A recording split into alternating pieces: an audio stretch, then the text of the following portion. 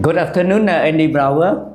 Very nice to meet you again. Yes, very nice to meet you again also. And then why do I come to you again? Because I know that your heart is with Cambodian temples, and you used to tell me that you visited 100,000 Cambodian temple in Cambodia. I don't know about 100,000, but certainly hundreds. Yeah, hundred, but many hundred anyway. Yeah.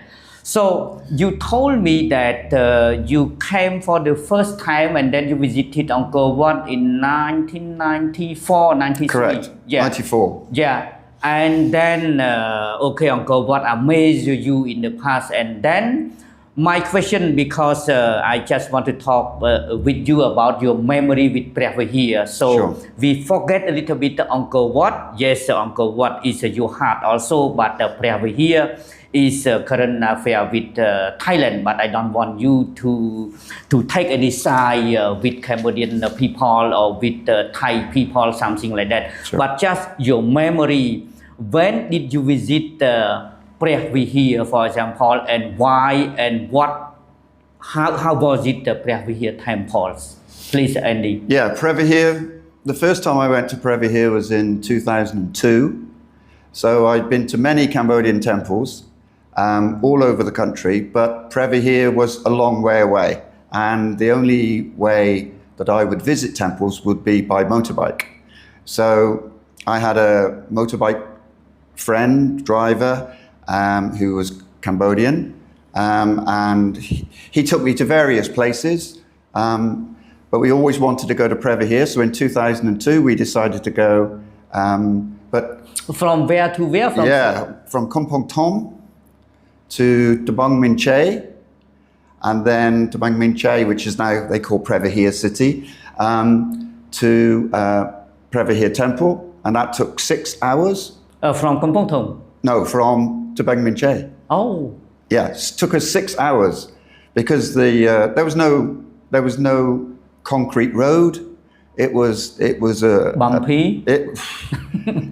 And there was nobody as well. Oh. After a certain period after Dabong Min Chey, there was no people at all. There was a few broken tanks, a few broken vehicles, but we're talking about a road where on either side was just forest and landmine signs. Beware of the landmines. So it took us 6 hours to get to Preah Vihear. You mean at the foot of Preah Vihear or at the foot of Preah Vihear? There was a village called Khor Moi. We stopped there for a rest, and then at that time there was no road to the top of Preah Vihear, so we had to climb through the forest. Dramatic, very dramatic. For 1 hour, we were literally climbing, holding onto bits of trees, onto rocks, scrambling up the side of the mountain. You were alone or you were with a Cambodian driver? I was with my Cambodian friend. A friend? Yeah. He's my moto driver, but he's also a very close friend. So, but he did know the way how... He had been one time before, so he knew that it was up. So there was no path or anything. We were just climbing through the forest. So we got to halfway. It took us an hour. A lot of the time I was saying, can we turn back? So it means from the foot... from the foot of the mountain to halfway. Yeah. Then there was 3 houses halfway. I can't remember, Bram Makara they called it, the little village. But it was only 3 houses, and then there was a footpath to the top. So it took 1 hour or many hours? It took 1 hour the first half, and then the second half also took an hour. So it was 2 hours to climb. So when you are on the top of Preah Vihear Temple, so what did you see and how when we got to the top... Oh, okay. When we got to the top, in that path, you came to a small pagoda. So we saw the monks. The monk said, "Did you want to?" There were a few monks. Oh yeah, there were monks there. Do you want to wash? So they let me wash in their pool. They had a pool. Oh. So because it was so dusty and sweaty and very difficult, so we had a wash, and then we walked to the temple. But at that time, the Halo Trust the demining company, Okay. were demining the parts of the temple. So you could only walk between the white stones that they had marked. And then we reached Gapora number 5, the one with the steps down into the border with Thailand. That was the first thing we saw, was Gapora number 5.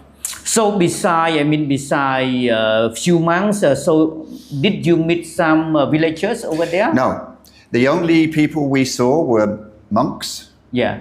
the Halo demining team, and their family. They had a small, Yeah. they had some small tents. And then when we got to the Gapora, there was 2 people. There was an immigration official, and then there was a temple official. And they were the only 2 people. At the bottom of the stairs, there was a small market village, but very small. But we didn't really see, we only saw a couple of people from there. We didn't go down the stairs because we weren't. You go down the stairs and that's the way you come in from Thailand. Yeah. So we didn't go down there, but yeah, we saw very few people. But we arrived maybe. What time? Yeah, maybe 5 o'clock, 6 o'clock, just before it was getting dark. So we ran all the way to the edge of. Yeah. So we ran all the way through the temple to the edge of the cliff. Yeah. Because it was a full moon, and we wanted to sit and enjoy the full moon on looking out over Cambodia. But you couldn't see much because because it was dark. Dark already. It was dark, but also it was raining as well. Okay. It was raining. So when you first saw the temple, Preah Vihear Temple, quickly, so what was your impression, for example? I think maybe on the mountain, it will be different from a temple on plain or maybe in the water. I'd only read about the temple before. So as we raced our way, because we knew it was getting very dark, so we raced our way through it. And it kept going up step by step. Very, as you said, very different from any other temple. And we got to the edge, and it's literally you get to the edge, and if you're not careful, you fall off the edge. And there is Cambodia 500 feet below you. So it was a strange introduction because it wasn't in the daylight. It was in the evening, getting very, very dark. But luckily, as I said, we had a full moon, so we could actually see our way there and our way back. But that first look at the temple wasn't like, I can study the temple because there was no time. We'd arrived late in the day, we had to have a quick look and then come back. So you came back on the same day? No. We stayed overnight at the temple. There was a veranda of the tourism official. He had a small hut, and he said, you can sleep on the floor here. And you sleep there with your friend? Open veranda. No, you don't have, Yeah, no, we took hammocks. Okay. So we said, no, we use hammocks. Okay. And luckily, we put the hammocks on the veranda because the Halo had an office, but it had a generator and it was very noisy. So we didn't stay there. We stayed in hammocks. And luckily, he had put the mat on the floor for us, and I saw a very large rat run across the mat. So I made a good choice to stay in the hammock. Okay. So did you sleep well, or maybe you heard some birds noise, or maybe? No, I had a good sleep until 4 o'clock, when I had You got up? No, I had a cockerel. You know, cockroach? The ones that make a lot of noise in the morning, right over there, just near my hammock. Okay. And I thought, and I had my training shoe, so I threw it at the cockerel, and it. You mean cockroach? No, cockerel. You know, like a cock-a-doodle-doo. Okay. I thought. And it ran away. Anyway, so 4 o'clock, I sort of drowsy until 5 o'clock, and then it came back, and it wouldn't stop. It was doing its noise. And then rained very heavily. Okay, it was for about raining. an hour. Okay. From about 5 o'clock till 6 o'clock. We got up. We thought, right, now we can go and see the temple. Completely covered in mist or fog. Because of the rain. Okay. And in that location, you have a propensity to have a lot of mist and fog, but we couldn't see anything. We could not see anything. We walked through right to the edge of the mountainside, and I was just sat there going, oh my God, I've come all this way, and you physically could not see in front of you. So I couldn't see the carvings, I couldn't see the temple, and so we sat there. Because of the rain or because because of the fog. Okay. Because it was so thick. Okay. And it is, sometimes in Preah Vihear, you can get very thick fog, and you can't see anything. And it was just one of those occasions I thought, I've come all this way, and I can't even see the temple in front of me. So luckily, we stayed for about another hour. So maybe this was about 7 o'clock, 7:30 by now. You returned? No, and the fog disappeared. Okay. So I then spent the next hour or so running around the temple, taking a picture of everything. So I managed to see everything in the temple. I managed to identify all of the carvings. Yeah. Take pictures, and was very pleased that the fog had disappeared. And then after about an hour and a half, it came back again. So then we thought, okay, we have to leave. So before visiting Preah Vihear temples, you visited already other temple in Cambodia. So what is special for Preah Vihear temple when you first saw it? Sure. I think the most outstanding thing is the location. On top of the mountain, it has a fantastic view over Cambodia, right from the edge. If you like, the different levels of the temple is very unusual, and it has some beautiful carvings. I'm not sure at the moment whether those carvings have survived. I see that some of the carvings have been badly damaged, so that's very upsetting. But when I saw it in 2002, things like the churning of the sea of milk, reclining Vishnu, Shiva and Uma on the Nandin. So it had some beautiful carvings. I was actually very surprised that they still had those carvings, because there had been so much wall around, Cambodia, Thailand, Khmer Rouge, but the carvings were still there. I was amazed, to be honest. And there was a lot of carvings, so there's a lot to see. So in Cambodia, there are many temples are on plain, are on the ground, and there are some are on the mountain, and there are some others in the water. So have you ever observed why temples are in the water, on the ground, and on the top of the mountain? I think depending, I assume it was depending on what the king of the time wanted to promote for himself and his people, where he would build the temples. My understanding is that Preah Vihear was constructed at different times, so over maybe up to 300 years. So different kings would want to project their power, maybe their power, their kingliness, but because of its location, it was always a very crucial temple. So I think that's why it's retained that power as a temple to this day. So it was built between 9th century and 12th century? Yeah, around there. I'm not an expert. I just write about temple. But yeah, over a succession of kings, Surya Varman I did a lot with the temple in the 11th century, but I believe it was started in the 9th century, added to.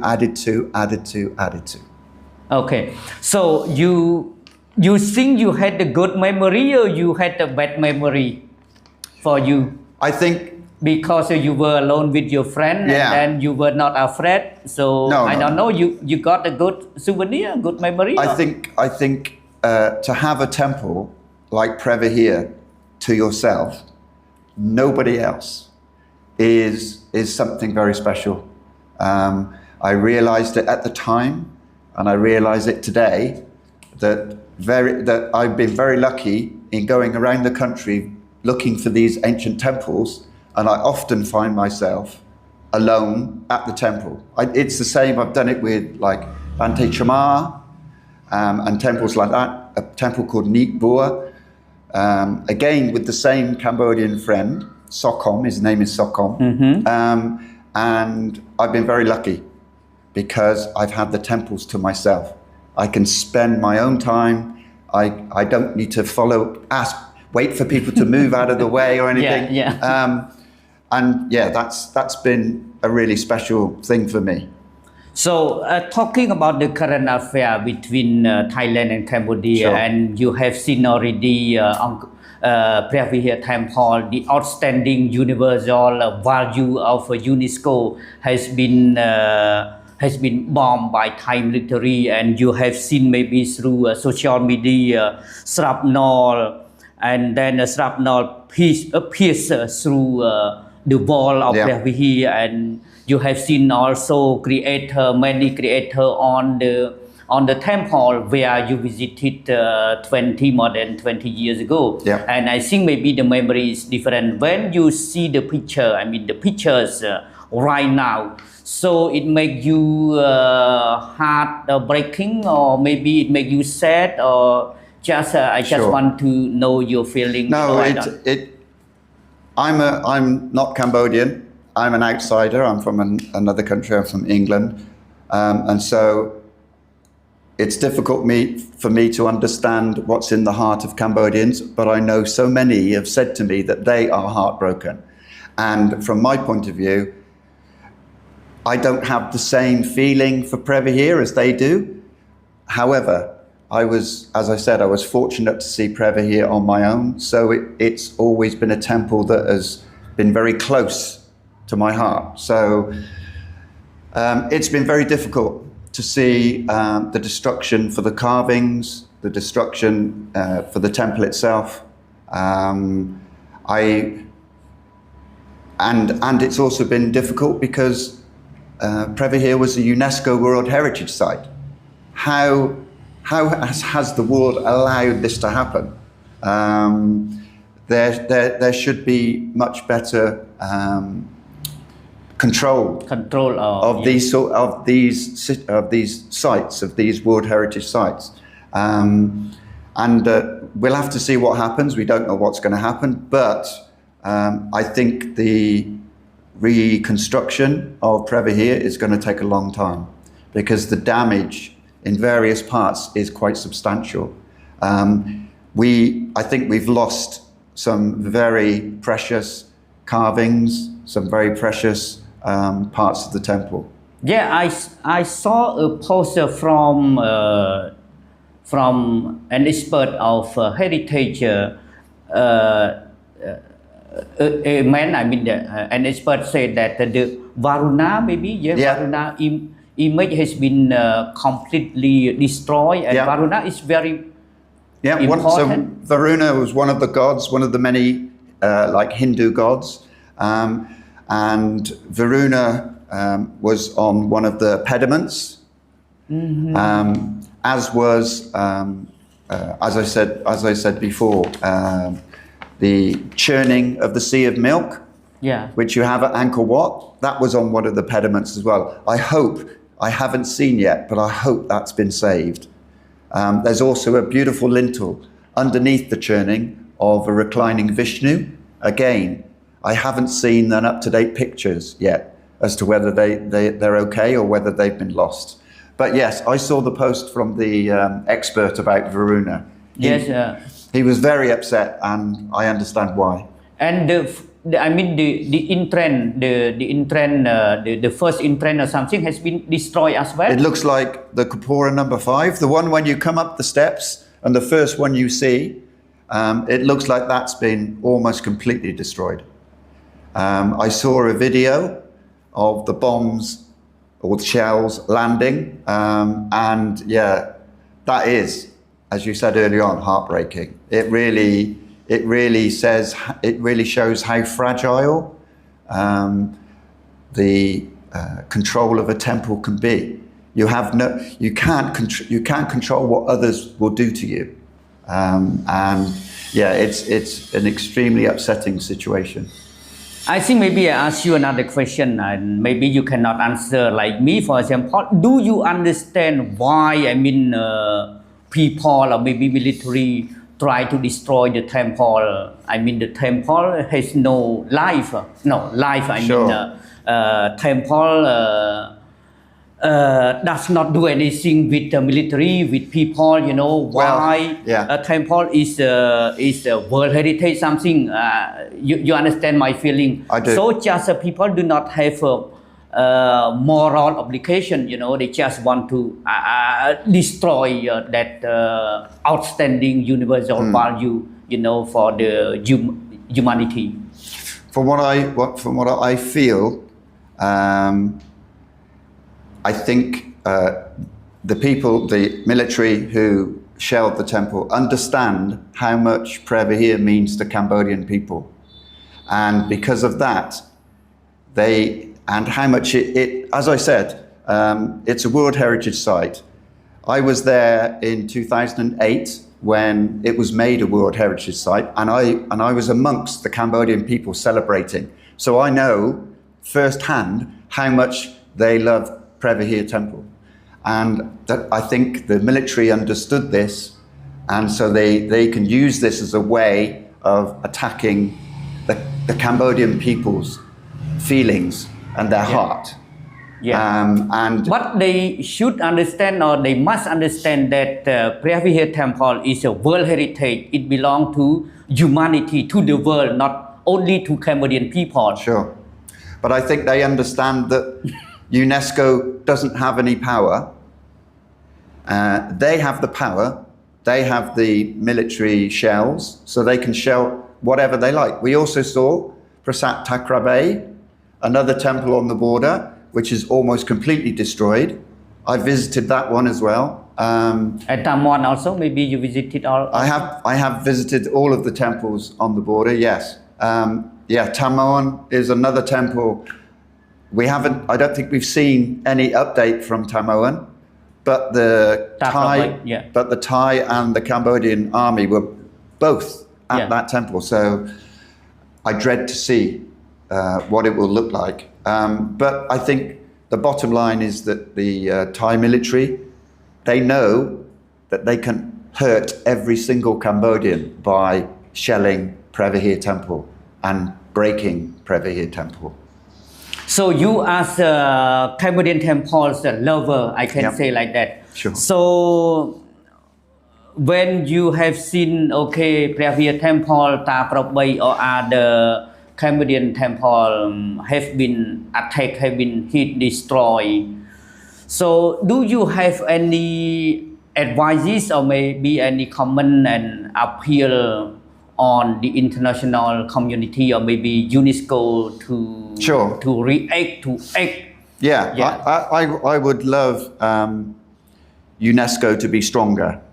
At the moment, they are very quiet. After the first attack in July, they issued a very wishy-washy statement. They didn't condemn anything. They said, both sides must stop fighting and they must protect the temple. That was no good. In December, you can now see that the temple has been very badly impacted, very badly destroyed.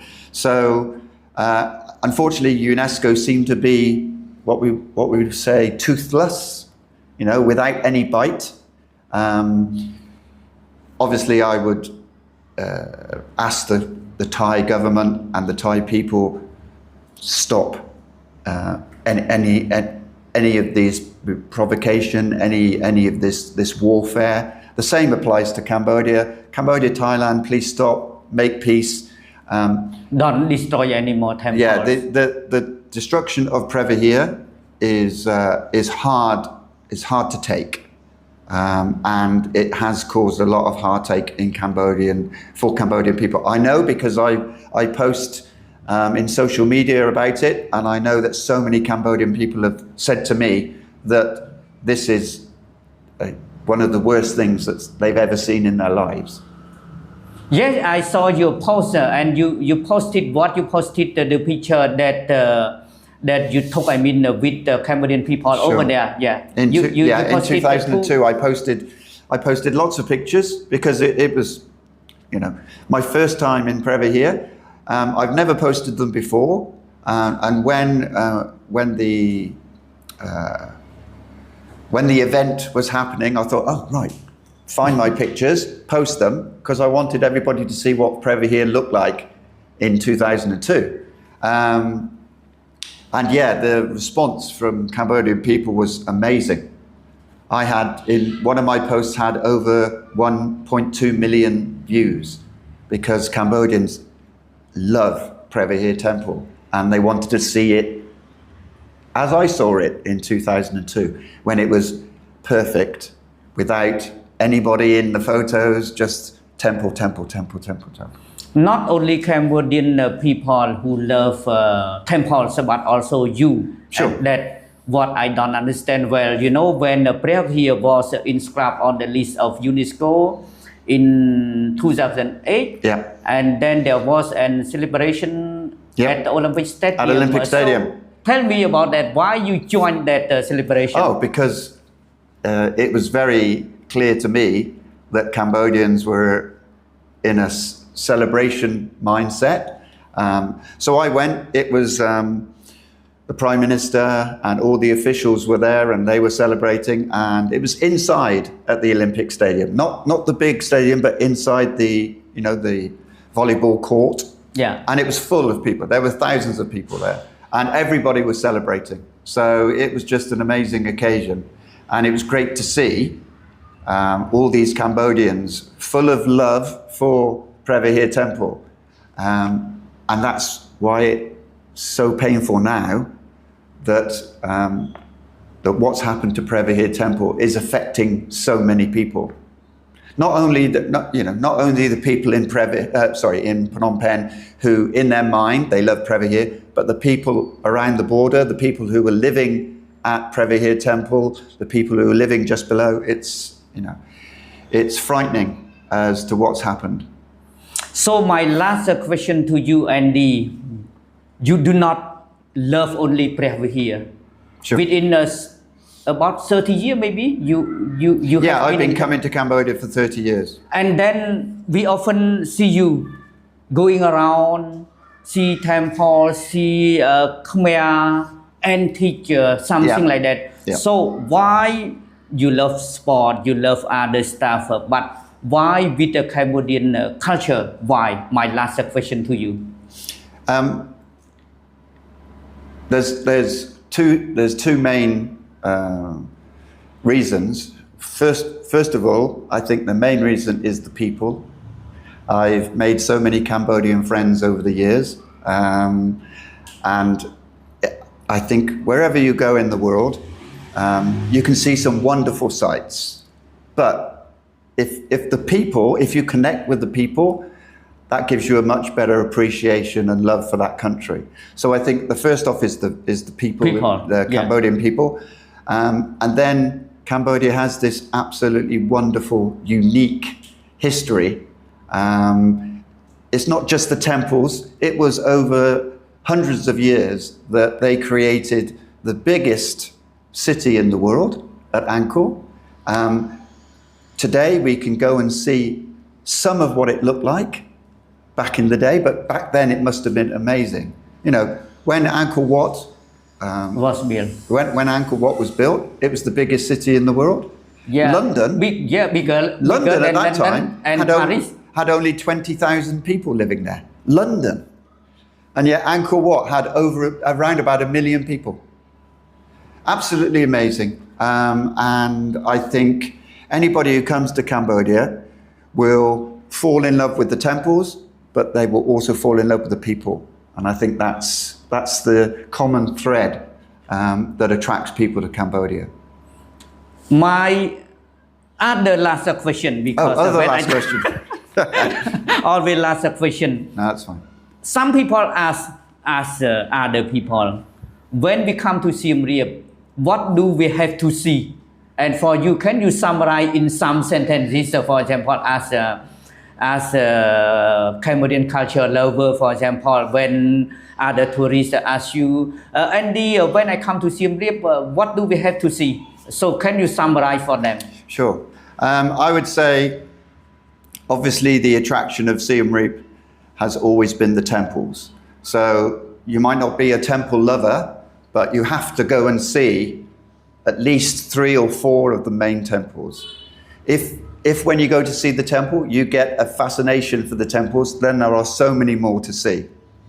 But depending on how long you're going to be staying in Siem Reap, obviously the first thing is the temples, but there's lots of other things in Siem Reap as well. You've got the Tonle Sap Lake close by, so you've got the Tonle Sap villages like Kampong Pluk.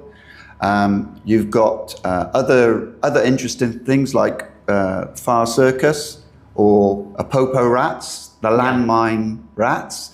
You've got Phnom Kulen with its amazing waterfall and other temples. And just 2 hours away, you've got Koh Kay, an early 10th century capital with an amazing pyramid that you don't see anywhere else. There is a lot.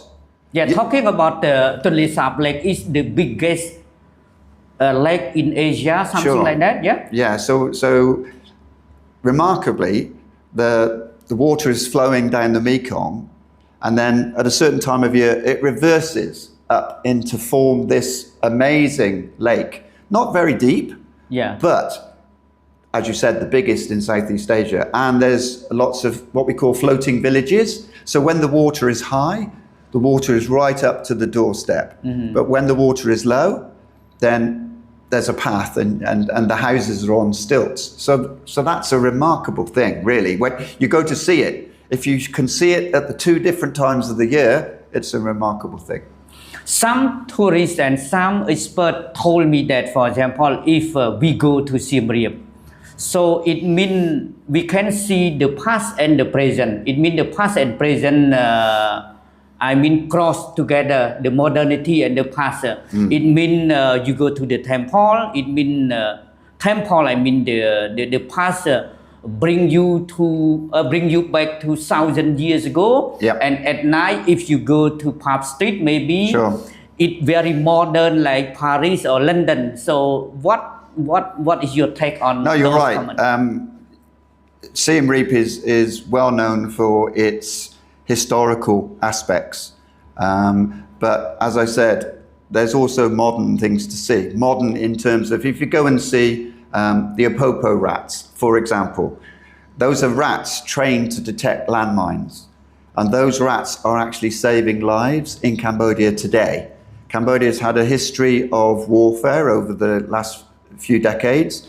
And you've got these rats going out into the field, detecting landmines and saving lives today. So it's associating Siem Reap with its history, but also with the modern day. And then you've got, as I said, things like Phar Circus, amazing circus trapeze artists. They're absolutely fantastic to go and see.